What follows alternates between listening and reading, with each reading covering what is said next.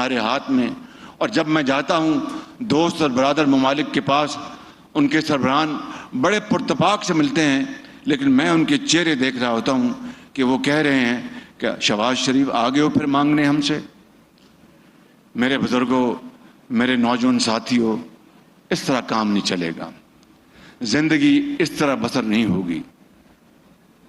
آئیں آج فیصلہ کر لیں، اور انشاءاللہ وہ وقت آ گیا. اب فیصلہ کر لیں کہ ہم نے عزت کی زندگی گزارنی ہے یا پھر بیکاری کی زندگی گزارنی ہے. فیصلہ یہ حکومت کا سربراہ آج میں ہوں، یہ سب سے بڑی ذمہ داری میری ہے، اور اس کے بعد درجہ بدرجہ سب کی. میں آپ کو آج بلا خوف تردید کہنا چاہتا ہوں، اس مالک کا حکم ہے، خدائے بزرگ و برتر کا. قرآن کریم میں وہ جگہ جگہ فرماتا ہے کہ میں کسی کی محنت ضائع نہیں کرتا. ہاں یہ ضرور کہو کہ یہ میں نے محنت کی ہے، انشاءاللہ اللہ تعالیٰ مجھے اس کا اجر عطا فرمائے گا.